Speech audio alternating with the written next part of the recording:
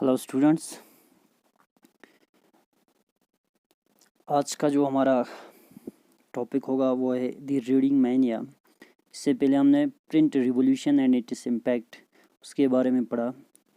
तो reading mania के अंदर कि किस तरह जब यूरोप में और यूरोप के बहुत सारे कंट्रीज़ में जब ये बुक्स ज़्यादा प्रोड्यूस किए गए, मार्केट्स फ्लड हो गए, यानी मार्केट्स बढ़ गए इन किताबों से, और एक ट्रांजिशन देखने को मिला एक हियरिंग पब्लिक से एक रीडिंग पब्लिक की तरफ। यानी पहले जहाँ पर यूरोपियन या बहुत सारे सोसाइटी जो है एक ओरल वर्ल्ड में रहता था, एक ओरल कल्चर था, वहीं अब एक रीडिंग कल्चर बना।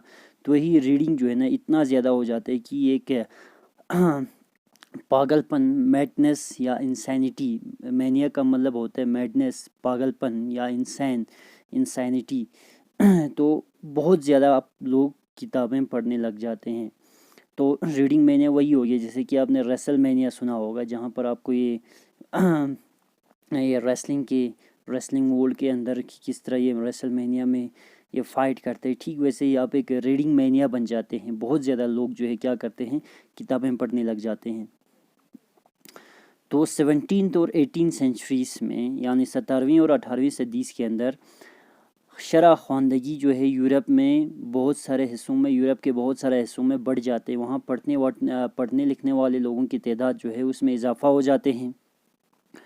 तो अलग अलग डिनोमिनेशन का मतलब होता है किसी भी मज़हब के अंदर जो सब ग्रुप्स होते हैं, जैसे कि इस्लाम के अंदर आपको हनफी, मालिकी, शाफ़ी, जाफ़री, ये सारे सब ग्रुप्स है, डिनोमिनेशन से। ठीक वैसे इस क्रिश्चियनिटी के अंदर भी, इन चर्च के अंदर भी इस तरह के डिनोमिनेशंस थे। तो अलग अलग डिनोमिनेशंस, इसी क्रिश्चियनिटी के अलग अलग ग्रुप्स ने अब स्कूल्स बनाना शुरू कर दिया विलेजेस में। तो ये जब ये स्कूल्स गाँव में बनने लगे, तो गाँव के अंदर जब स्कूल बनेंगे तो वहाँ पर आर्टिजन्स और पीजेंट्स के बच्चे भी आप पढ़ने गए, उनके अंदर भी आप ये लिटरेसी रेट आ गए, यानी वो भी आप लिटरेट बन गए। तो end of the 18th century Europe के कुछ हिस्सों में लिटरेसी रेट जो है वो तकरीबन 60 से 80% थे। कितने थे? 18th सेंचुरी की आखिर पे यूरोप के कुछ हिस्सों में लिटरेसी रेट्स जो है वो 60 से 80% थे, जो कि अभी हम 21st सेंचुरी में भी इंडिया के कुछ ऐसे हिस्से हैं जहां अभी भी 60 से 80% लिटरेट्स नहीं है। तो लिटरेसी रेट्स और स्कूल्स जब यूरोपियन कंट्रीज़ में फैलने लगे तो वहाँ आपको क्या देखने को मिला? एक रीडिंग मैनिया देखने को मिला। अब लोगों को बुक्स की ज़रूरत था पढ़ने के लिए, और प्रिंटर्स ने बहुत ज़्यादा तादाद में, इससे पहले उन्होंने इस तरह इतनी बड़ी तादाद में बुक्स कभी भी प्रिंट नहीं किए थे। इतनी बड़ी तादाद में उन्होंने बुक्स अब प्रिंट करना शुरू कर दिया। तो ये जो नए फॉर्म्स थे पॉपुलर लिटरेचर्स के, वो सारा अब प्रिंट में अपेयर होने लगा। और ये जो न्यू फॉर्म्स ऑफ पब्लिकेशंस थे वो टारगेटेड ऑडियंस के लिए थे। टारगेटेड ऑडियंस मतलब गिने चुने, यानी अलग अलग बुक्स, जैसे कि कोई अगर आप बात करेंगे हाउस कीपिंग के लेकर या किसी और को लेकर अब किताबें बनने लगा। बुक सेलर्स ने अब पेडलर्स को एम्प्लॉय कर दिया गया। पेडलर्स वो लोग होते हैं जो इन किताबों को लेकर फेरे लगाएंगे, यानी हम फेराई वाले कहते हैं, जिन्हें कि अलग अलग गाँव में जाकर, अलग अलग हिस्सों में जाकर इन किताबों को बेच सके। तो ये लोग विलेजेस में जाते थे छोटे छोटे बुक्स लेकर सेल के लिए, वहाँ बेचने के लिए। तो इसके साथ साथ एल्मेनाक्स भी बने। एल्मेनाक्स हम जंत्री को कहते हैं, जहाँ पर आपके ये सन, मून, उनके मोमेंट्स, और इसके अलावा इक्लिप्स, सोलर इक्लिप्स, उनके बारे में होता है। और रिचुअल कैलेंडर्स भी लेकर गए। तो उनके साथ साथ वो बैलेड्स और फोक टेल्स, इसको मैंने क्लियर किया था इससे पहले वाला एक क्लास में कि बैलेड्स और फोक टेल्स क्या होते हैं। तो दूसरे फॉर्म्स ऑफ रीडिंग मैटर, जैसे कि ज़्यादा तौर पर इंटरटेनमेंट के लिए, अब वो ऑर्डिनरी आम रीडर्स तक पहुंचना शुरू हो जाते हैं। इंग्लैंड में छोटे छोटे चैप बुक्स हम उन किताबों को कहते हैं जो आपके बिल्कुल पॉकेट साइज़ के होते हैं, जो आपके जेब के साइज़ का होता है और जेब में आसानी से फिट हो जाते हैं, उसे हम चैप बुक्स कहते हैं। तो ये छोटे मोटे पैडलर्स लेकर जाते थे। इन चैप बुक्स को लेकर जाने वाले इन पैडलर्स को चैपमैन कहता था, और ये एक पेनी में, यानी एक पेनी का बेच देता था, ताकि गरीब आदमी भी, हर एक के पास यानी एक पैसा, एक पेनी तो होता होगा, ठीक, तो उनको बेच देता था। ये गरीब से गरीब भी इन चैप बुक्स को ख़रीद सकता था। तो फ्रांस की अगर आप बात करेंगे, इस किस्म के किताबों को ब्लिथिक ब्लू कहते थे, जो काफ़ी लो प्राइस स्मॉल बुक्स थे और ये पुअर क्वालिटी के पेपर पर छापा जाता था और इसको बाउंड किया जाता था, इसको कवर किया जाता था ब्लू कवर्स का, तो इसी वजह से इसे ब्लिथिक ब्लू कहता था। तो फिर यहाँ क्या थे, रोमांसेस। ये रोमांस जो है ये तकरीबन 4 से 6 पेज पे प्रिंट किया जाता था और इसके अलावा सब्सटेंशियल हिस्ट्रीज़, तो ये पास्ट के बारे में स्टोरीज़ हुआ करता था। तो ये किताबें जो है अलग अलग साइज़ के थे और अलग अलग पर्पस इसको सर्व करता था और अलग अलग इंटरेस्ट के लिए ये बुक्स जो है प्रोड्यूस किए जाते थे। और साथ में पीरियोडिकल प्रेस डेवलप हुआ 18 सेंचुरी से आगे, यानी हफ्तावार, माहनावार, ये इनको हम पीरियोडिकल प्रेस कहते हैं। अब उन्होंने क्या किया कि अब इंफॉर्मेशन देना शुरू कर दिया करंट अफेयर्स को लेकर इंटरटेनमेंट के साथ, ठीक। तो न्यूज़पेपर्स और जर्नल्स में वॉर को लेकर ये न्यूज़पेपर्स और जर्नल्स में इंफॉर्मेशन होता था जंग को लेकर, तिजारत को लेकर, और दूसरे हिस्सों में क्या क्या डेवलपमेंट्स हो रहे हैं उनको लेकर ख़बर भी आने लगे अब न्यूज़पेपर्स और इन जर्नल्स में।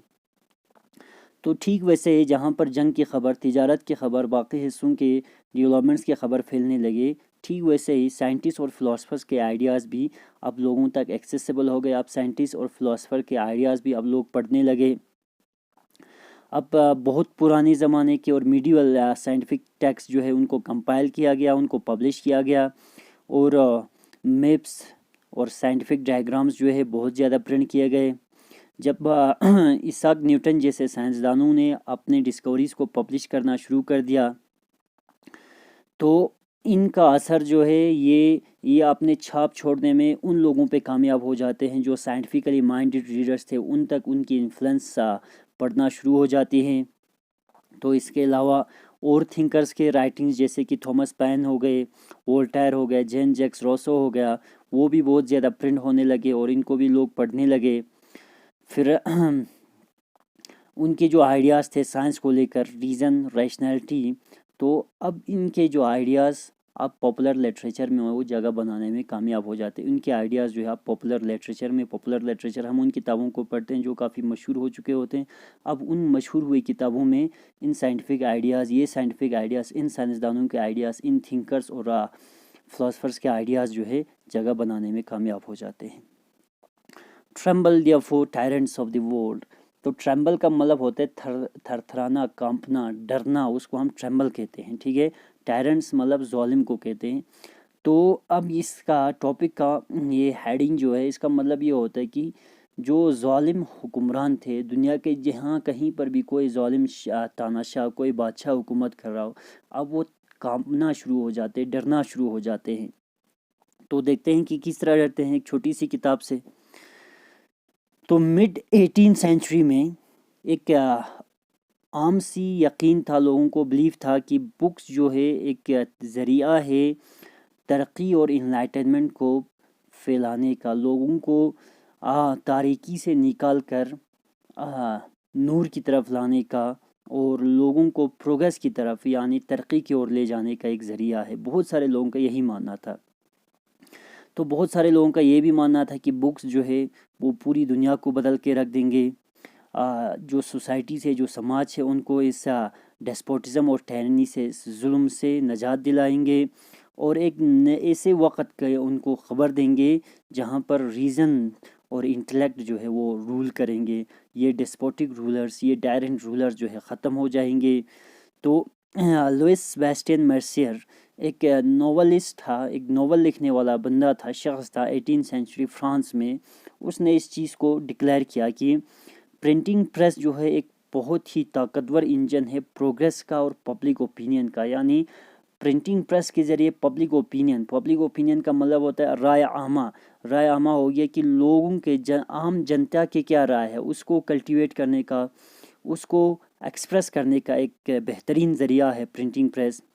और यही प्रिंटिंग प्रेस जो है ना, ये पूरी डेस्पोटिज़म को ख़त्म कर देंगे। यानी जो जुल्म हो रहा है जहाँ कहीं भी शख्सी हुकूमतें हुकूमत कर रहे हैं, उनको ख़त्म कर देंगे ये प्रिंटिंग प्रेस। तो बहुत सारे इनके नावल्स में, मर्सियर के बहुत सारे नावल्स में ये जो हीरोज़ थे उसके अंदर, उन नावल्स में जो हीरोज़ जो किरदार था, उस हीरो के किरदार को उसने इस हिसाब से यानी उसको ट्रांसफॉर्म किया गया था एक्ट ऑफ रीडिंग के लिए, कि पढ़कर उसके हीरोज़ यानी कोई बड़ा कारनामा जंग करके नहीं, बल्कि पढ़े लिखे हुए शख्सियतों को उसने अपने इन नावल्स में हीरो का किरदार दिया था। तो उन नॉवेल्स में जो हीरोज़ होते थे वो क्या करते थे, डिवोर्स बुक्स मतलब निगलने को कहते हैं, कि बुक्स बिल्कुल निगल जाना या हम पी जाना, बुक्स में खो जाना, यानी या उस दुनिया में खो जाना जो दुनिया बुक्स बनाते हैं, यानी बुक्स जो जिस किस्म की दुनिया क्रिएट करते हैं, और उसी प्रोसेस में इन किताबों को पढ़कर, इन किताबों की दुनिया में खोकर वो क्या बन जाते हैं, इस प्रोसेस में इनलाइटन बन जाते हैं। तो इस चीज़ से कन्विंस होकर प्रिंट की पावर से कि ये इनलाइटनमेंट लाएगा, नूर लाएगा और डिस्पोटिज्म के बेसिस को ख़त्म कर देंगे। अब मर्सियर ने इस चीज़ को प्रोक्लाइम किया कि tremble therefore tyrants of the world. तो ये जो टायरेंट्स है, ये जो जालिम लोग हैं दुनिया के अंदर, जो जालिम बादशाहें हैं, जालिम लोग हैं, वो अब थरथराएंगे, कांपेंगे। Tremble before the virtual writer. अब किसके सामने ट्रेम्बल करेंगे? वो एक आम सी, एक छोटी सी राइटर के सामने, एक लेखक के सामने। वो यानी उस लेखक के लिखी हुई उसकी कलम के अंदर इतना ज़ोर होगा कि वो तानाशाह भी आप उससे खौफ खाने लग जाएंगे। ठीक। Print culture and the French revolution. तो प्रिंट कल्चर और फ्रेंच रिवॉल्यूशन जो 1789 में फ्रांस में इनकलाब आया था, इसके बारे में हमने डिटेल में पढ़ा था क्लास 9th में। अब उसका प्रिंट कल्चर का उस रिवॉल्यूशन पे क्या असर पड़ता है, उसके बारे में हम थोड़ा देखेंगे। तो बहुत सारे हिस्टोरियंस ने आर्ग्यू किया कि प्रिंट कल्चर ने उन कंडीशंस को क्रिएट किया है, जिन कंडीशंस के अंदर, जिन हालात के अंदर, उन हालात को क्रिएट करने में, उन हालात को साजगार बनाने में प्रिंट का एक बहुत बड़ा रोल है, जिन हालात की वजह से फ्रांस में वो इनकलाब आया। तो फ्रांस में अगर वो इनकलाब पॉसिबल हुआ, मुमकिन हुआ, तो इसका क्रेडिट जो है प्रिंट कल्चर को जाता है, प्रिंट को जाता है। तो क्या हम इस किस्म के कोई कनेक्शन फ्रेंच रिवॉल्यूशन और प्रिंट के बीच में कोई एक सा कनेक्शन बना सकते हैं? तो इसको लेकर 3 किस्म के आर्ग्यूमेंट्स जो है, इसके सपोर्ट में 3 किस्म के आर्ग्यूमेंट्स आपको देखने को मिलेंगे। सबसे पहला आर्ग्यूमेंट जो है वो ये है कि प्रिंट ने इनलाइटनमेंट थिंकर्स के आइडियाज़ को, यानी उन थिंकर्स के आइडियाज़ को क्या कर दिया, पॉपुलर कर दिया। तो कलेक्टिवली उनकी जो राइटिंग्स जो है वो एक क्रिटिकल कमेंट्री प्रोवाइड करता था ट्रेडिशन पे, सुपरस्टिशन पे और डेस्पोटिज्म। ज़्यादातर कलेक्टिवली मतलब उन सब को मिला जुला कर हर किसी थिंकर का कहीं ना कहीं जो टारगेट था वो सुपरस्टिशन था, वो डेस्पोटिज्म था, वो उनका जो पुराना ट्रेडिशन था उसको टारगेट किया है। तो सारे थिंकर्स ने किसके फेवर में आर्ग्यू किया है? रूल ऑफ रीज़न के फेवर में। कस्टम्स के बजाय, यानी जो सकाफ़त, जो रिवायत था, उसके बजाय उन्होंने कहा कि यहाँ पर रूल ऑफ रीज़न होनी चाहिए, और ये डिमांड किया कि हर कोई चीज़ जो है रैशनैलिटी और रीज़न के बुनियाद पर उसको जज करना चाहिए, प्रेडिक्ट करना चाहिए। उन्होंने जो सैक्रेड अथॉरिटी था चर्च का, मिडिवल यूरोप में चर्च एक बहुत बड़ा अथॉरिटी रखता था, उसको उन्होंने टारगेट किया है, और स्टेट के इस डेस्पोटिक पावर को भी उन्होंने टारगेट किया है। तो उन्होंने सोशल ऑर्डर, उस सोशल ऑर्डर के लेजिटिमेसी को जिसके बुनियाद पर वो लोग हुकूमत कर रहा था, उसको ही उन्होंने इरोड कर दिया, उसको खोखला कर दिया, अंदर से उसे खोखला कर दिया। अब वोल्टेयर और रोसो के जो राइटिंग्स थे, वोल्टेयर और रोसो के जो आइडियाज़ थे, बहुत ज़्यादा लोगों ने उन्हें पढ़े हैं, और जिस किसी ने भी उनके बुक्स को पढ़े, अब उन लोगों ने इस दुनिया को वोल्टेयर और रोसो के नज़रों से देखना शुरू कर दिया, और उनकी नज़र जो है, उनकी नज़र बिल्कुल क्वेश्चनिंग था, क्रिटिकल था और रैशनल था। ठीक है, हर चीज़ पे वो सवाल उठाता था, हर कोई चीज़ जो है वो रैशनैलिटी की बुनियाद पर वो लोग उसको परखता था। अब दूसरा क्या है आर्ग्यूमेंट? दूसरा आर्ग्यूमेंट है प्रिंट ने एक नया कल्चर डेवलप किया था, क्रिएट किया था, और ये जो कल्चर था वो डायलॉग और डिबेट का था, बहस मुबाहिसे का एक कल्चर। यानी हर कोई चीज़ जो है बहस होना चाहिए, हर किसी चीज़ पे, हर किसी इशू पे, हर मुद्दे पे बहस होनी चाहिए।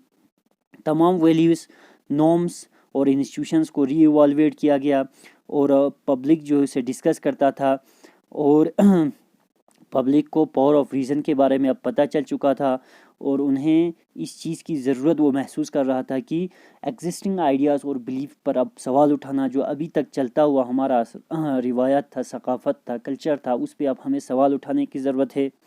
तो इस पब्लिक कल्चर के अंदर social revolution, new ideas of social revolution जो है वो वजूद में आ जाते हैं। ठीक, अब तीसरा जो आर्ग्यूमेंट है, 1780 से आगे बहुत ज़्यादा ऐसे लिटरेचर्स आ गए, बहुत ज़्यादा ऐसे किताबें छापने लगे जिसने रॉयल्टी का मज़ाक उड़ाया है और उनकी मोरालिटी को लेकर उनको क्रिटिसाइज़ किया कि रॉयल्टी जो है, ये जो शाही हुकूमतें हैं, शाही ख़ानदान किस बेस पे हुकूमत कर रहा है, उन मॉरल प्रिंसिपल्स को उन्होंने उनका क्रिटिसाइज़ किया है और रॉयल्टी का ओवरऑल उन्होंने मॉकिंग किया है। मॉकिंग का मतलब होता है मज़ाक उड़ाना। इस प्रोसेस में इसने ऐसे सवाल उठाए जो एग्जिस्टिंग सोशल ऑर्डर्स के जो चलते हुए सोशल ऑर्डर्स थे उसको लेकर सवाल उठाए। बहुत सारे कार्टून्स बनाए गए, बहुत सारे कैरिकेचर्स बनाए गए। कैरिकेचर्स का मतलब होता है किसी भी शख्स की बिगड़ी हुई तस्वीर बनाने को हम कैरिकेचर्स कहते हैं। ठीक है, यानी गलत किस्म से उसकी तस्वीर बनाना, गलत तरीके से उसकी तस्वीर बनाना। तो ये सजेस्ट करता था कि ये मोनार्की जो है अब एक ऐसी दुनिया में खोए हुए एक इंस्टीट्यूशन बन चुके, बिल्कुल सेंसुअल प्लेजर्स में, और जो कॉमन लोग जो है उन्हें बहुत ज़्यादा सख्तियों का, बहुत ज़्यादा मुसीबतों का सामना करना पड़ रहा है और बाकी जो बादशाह है वो अपने ही ऐसे सेंसुअल वर्ल्ड में खो चुके हैं। तो ये लिटरेचर जो है अंडरग्राउंड सर्कुलेट होता था, बाहर नहीं बल्कि बिल्कुल ओपन सर्कुलेट नहीं होता था, या अंडरग्राउंड सर्कुलेट होता था। और बहुत सारे हॉस्टाइल सेंटिमेंट्स को, बहुत ज़्यादा ऐसे जज्बों को, बहुत ज़्यादा ऐसे लोगों के अंदर जज्बे पैदा करते, दुश्मनी वाला जज्बा पैदा करते बादशाही के ख़िलाफ़, मोनार्की के ख़िलाफ़। ठीक है, अब हम इन आर्ग्यूमेंट्स को किस हिसाब से देखेंगे। तो इस चीज़ में बिल्कुल शक नहीं है कि प्रिंट ने आइडियाज़ को स्प्रेड होने में मदद किया है, आइडियाज़ को फैलाने में मदद किया, इसमें हम कोई शक नहीं है। लेकिन एक चीज़ हमें याद रखना चाहिए कि लोग जो है सिर्फ एक ही किस्म की किताबें बिल्कुल नहीं पढ़ते थे। जहाँ पर उन्होंने वोल्टायर और रूसो के आइडियाज़ पढ़े हैं तो वहाँ पर वो लोग मोनार्कियल और चार्ज प्रोपेगेंडे को भी उन्होंने उस चीज़ को भी वो एक्सपोज था, उसको भी उन्होंने पढ़ा है। तो हर किसी चीज़ से जो कुछ उन्होंने देखा या पढ़ा उससे वो डायरेक्टली इन्फ्लुएंस नहीं होता था। कुछ आइडियाज़ को उन्होंने एक्सेप्ट किया है और कुछ आइडियाज़ को उन्होंने रिजेक्ट किया है। हाँ, उन्होंने अपने ही तरीके से चीज़ों के इंटरप्रेट किया है। जैसे कि आपने इससे पहले हमने वो मैनेचो के बारे में देखा कि किस तरह उसने बाइबल के मैसेज को अपने हिसाब से इंटरप्रेट किया था। ठीक है, प्रिंट ने किसी भी शख्स का माइंड जो है डायरेक्टली शेप नहीं किया है, लेकिन अलग तरीके से सोचने की क्षमता को, अलग तरीके से सोचने की पॉसिबिलिटी को, इम्कानात को उसने यहाँ पर ओपन अप किया है। यहाँ पर ऐसे मौके दिया है कि लोगों को, प्रिंट की वजह से अब लोगों ने दुनिया को एक अलग नज़र से देखना शुरू कर दिया है। तो यहाँ पर ख़त्म हो जाते हैं हमारा आज का टॉपिक, और 5th जो होगा वो हमारा 19th सेंचुरी, इंशाल्लाह नेक्स्ट हमारा ये क्लास होगा। ये क्लास में हमारा टॉपिक जो है वो 19th सेंचुरी होगा।